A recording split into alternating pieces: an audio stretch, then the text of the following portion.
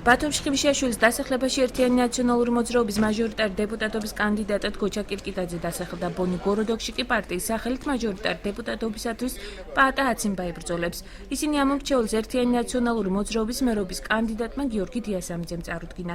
მაჟორიტარ დეპუტატობის კანდიდატები მოსახლეობას დასახლებაში არსებული პრობლემების მოგვარებას დააპირდნენ. მათ შორის ჟილინის არხისა და ბაგრატიონის ქუჩის რეაბილიტაციის პროექტის სისრულეში მოყვანის პირობაც დადეს.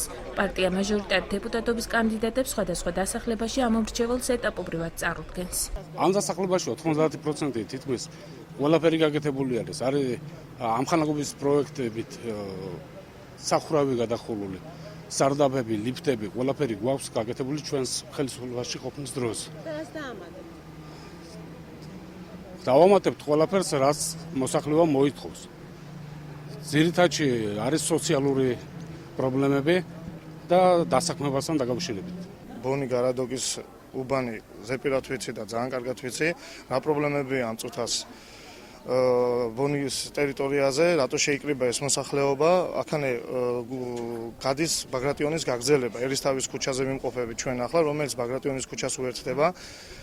ძალიან სამწუხარია, როდესაც არის შეჩერებული 2 წლის განმავლობაში ერისთავის ქუჩის ეს სახლები წითელ ზოლშია. დასკვნაც არის ამ სახლის, რომ ეს სახლი არის ავარიული. იმ შემთხვევაში თუ გავიმარჯვოთ, ეს სახლი იქნება აღებული. კარგად ელაპარაკავ, სიყვარულობაში ელაპარაკა და ნახოთ, ვენდობით აქ ვართ, გვერდში ამოუდგები და დანარჩენი მათი საქმეა.